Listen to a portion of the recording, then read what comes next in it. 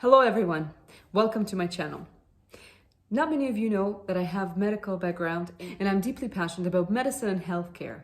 I also the person who moved from one country to another, it changed specialties, changed my profession. So I decided to make a series of short videos about medical system in North America, especially in the US. And I decided to make videos and interview a person who went through the full process of being an international medical graduate and coming to the States and going through all the steps of writing USMLE exam, then going through residency and fellowship in the United States. And now he is working as a doctor. So I want to introduce to you my today's guest, Dr. Bakhtiyor Nurmuhamedov. He is neurologist at Northern Light Eastern Maine Medical Center, Maine, US. And he will share some tricks and tips about how to get through USMLE, how also go through residency and fellowship application process. Please welcome my guest. And right before that, I just want to remind you, please leave your comments and questions below this video. Please subscribe to my channel and let's begin. The reason why I wanted to record this video is just to help people who would like to learn more about USMLE and the process of getting into medical system in the United States. I wanted to help them. I wanted to talk to someone who's done that. And I know you've done it through a very, not an easy way. And I think that's a valuable experience to share with people. And I'm sure many of them will be very grateful.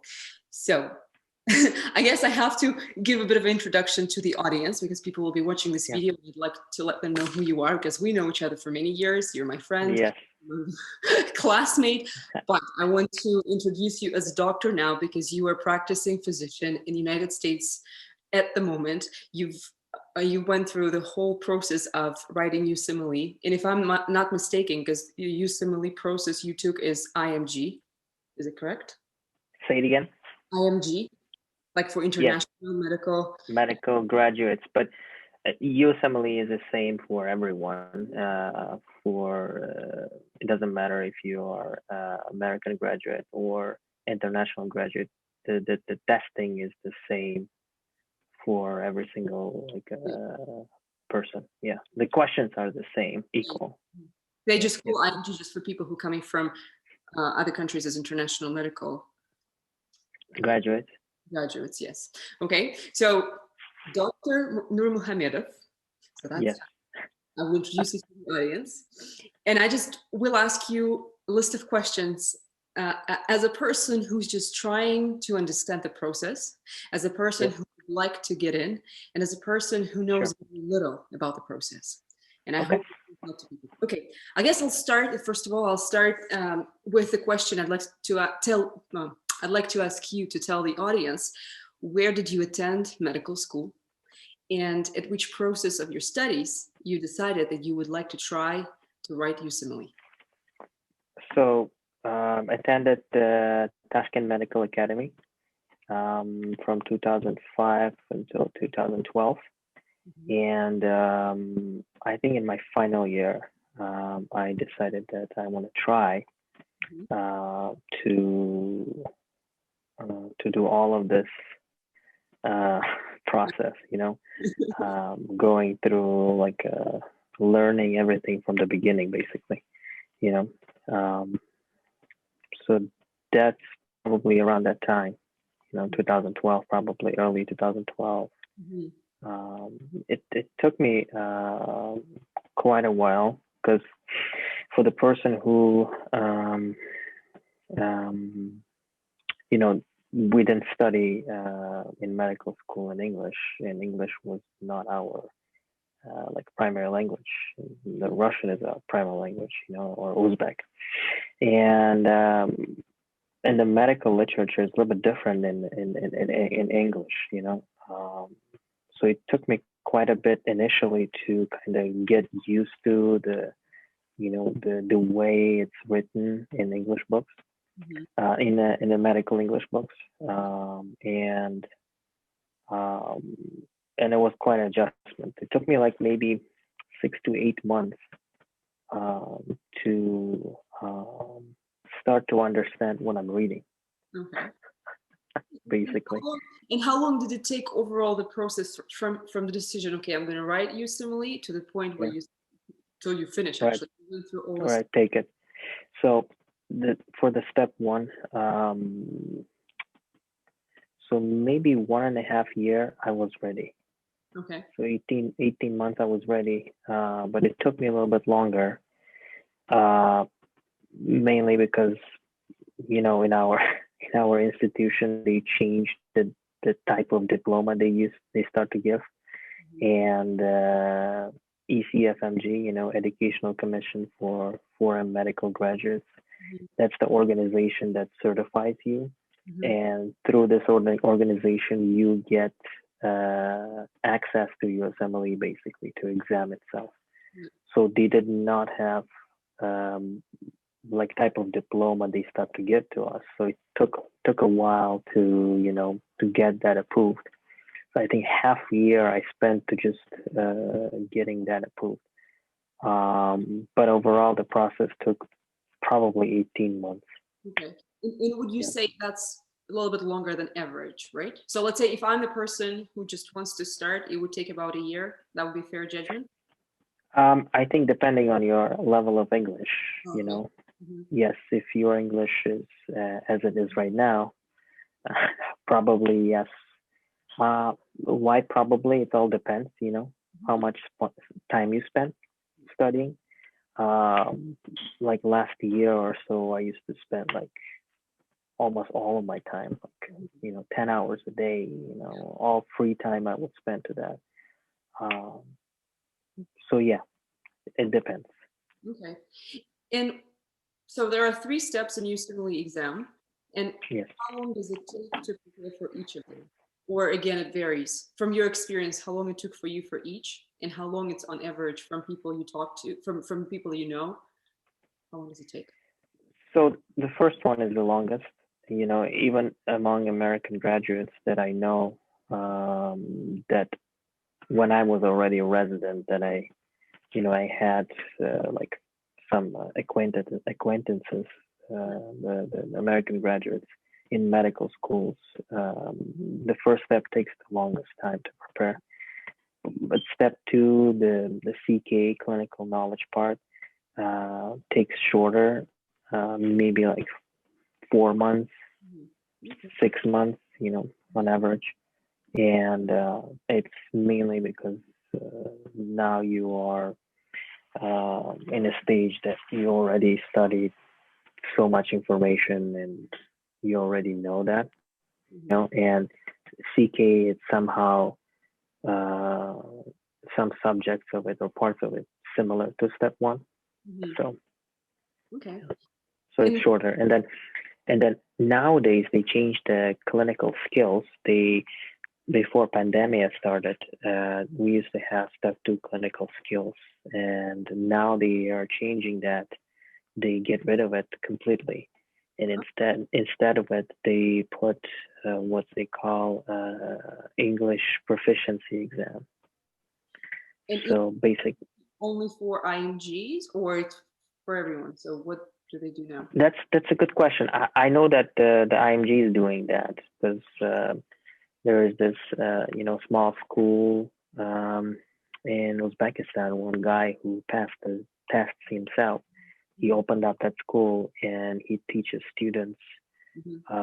online, and so I have like some communication with him, and I heard that they changed that CS, and there's gonna be no CS anymore, Yeah. clinical skills. Mhm. It's gonna be only English proficiency exam.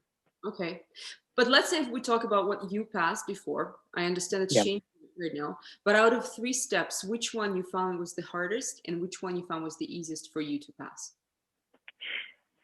Step one is the hardest and toughest one, and it takes again longest time. You never passed. You don't know how it feels like, and once you do that, once you go through the first one, it's always easier to do the second one Mhm. and the third one. A third one is, it's a 2-day exam, um, step three. So that can be a little bit exhausting on its own, Mhm. uh, but since you already did it Yeah. twice before, you feel much Mhm. more comfortable, Mhm. less chance of panic attacks. And did you have to travel for all of the steps, some of the steps? Did you need to go somewhere?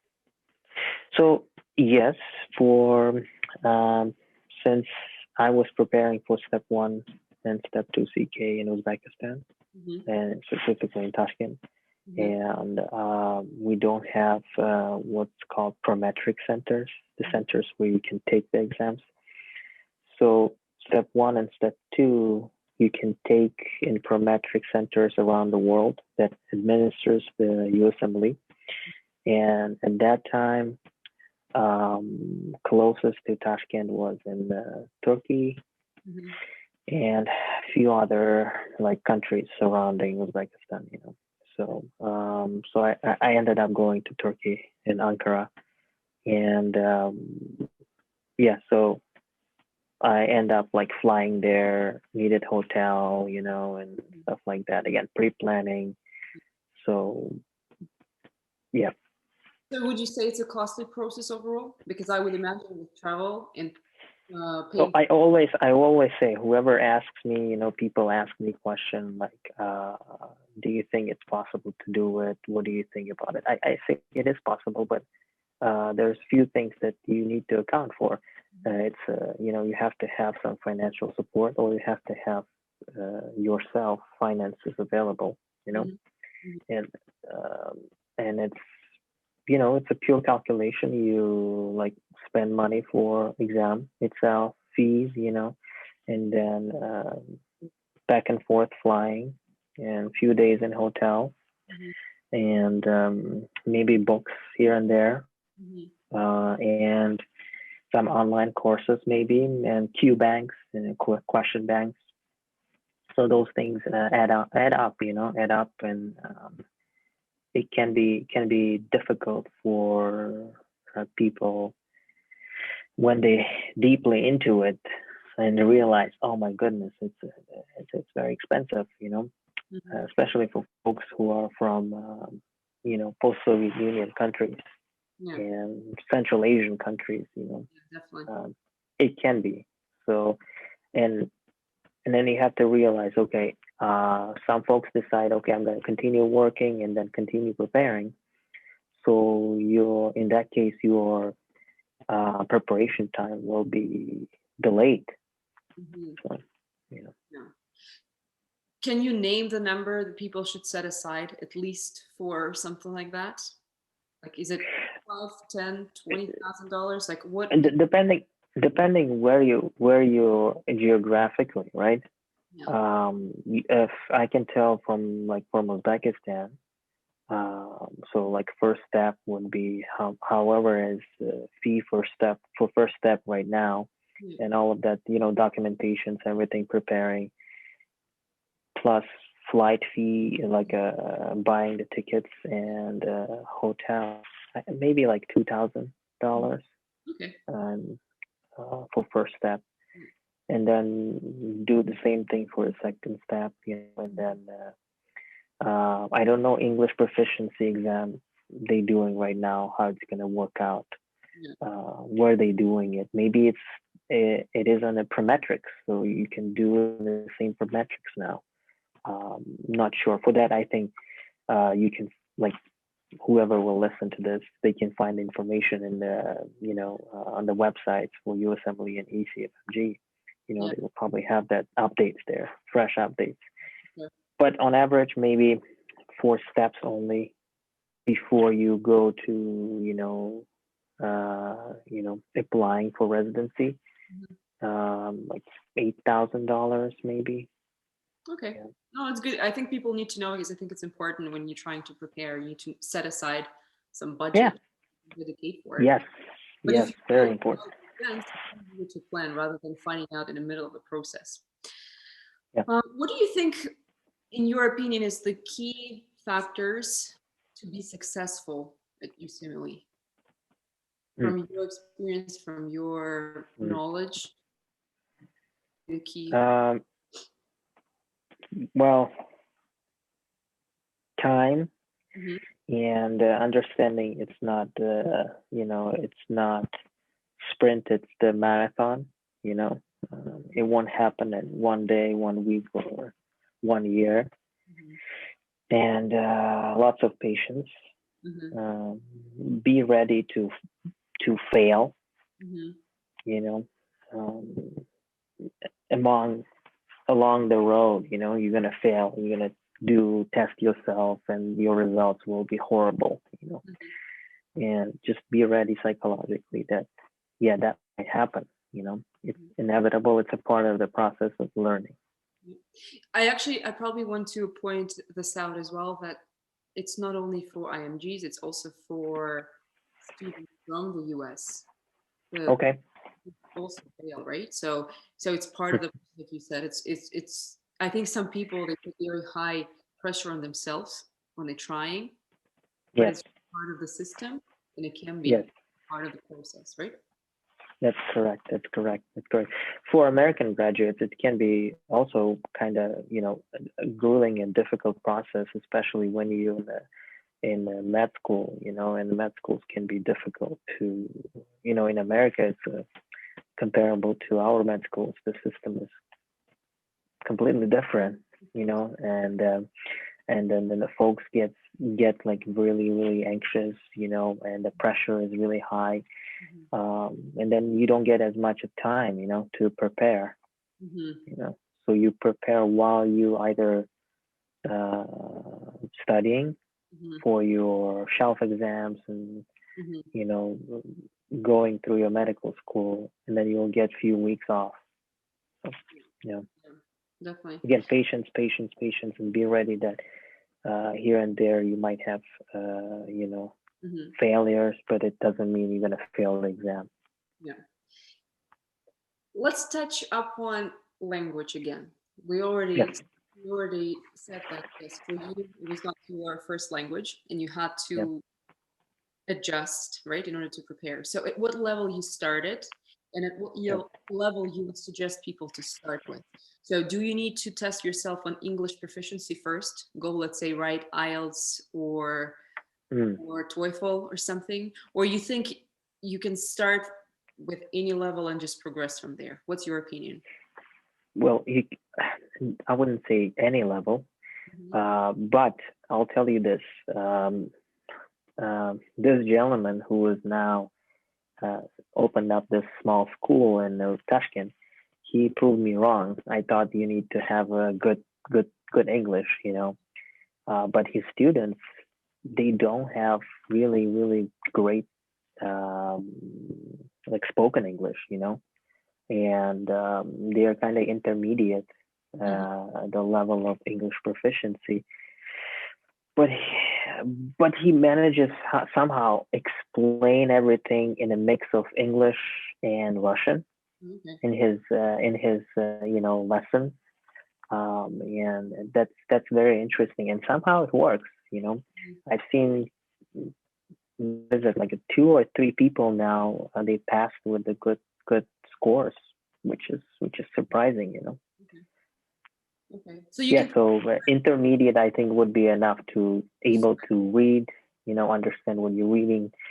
Not every single word you have to understand, but if you understand the meaning, what you're reading, Yeah. that would be enough, I think. Yeah.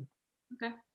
I guess the last question would be, what would be your tips? Can you share some tips and tricks with people from your experience that might help them to prepare, to start maybe, or to continue, something you think would be valuable for them to know?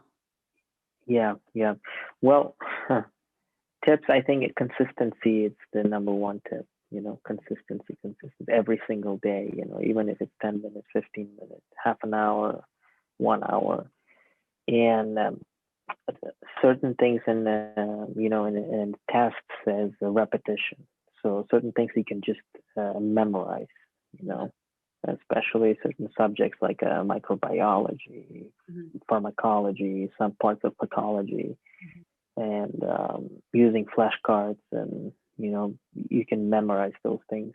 And during the exam, those kind of questions will be like maybe 30% or 40% of the questions, and then you'll just breeze through them, quickly, without even like thinking a lot about it. You'll save yourself time. And what else?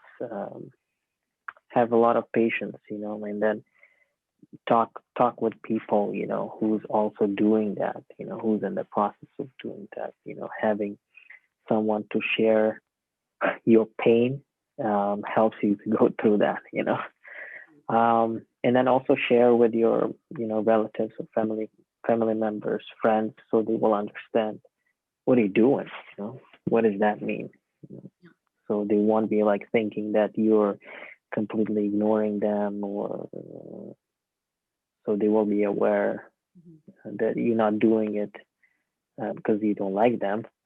You're doing that because you have to do that. Yes, yes. And I think the other important thing is to not forget to have time for yourself too. It's not everything about exam, and not everything about you know having great success and good scores.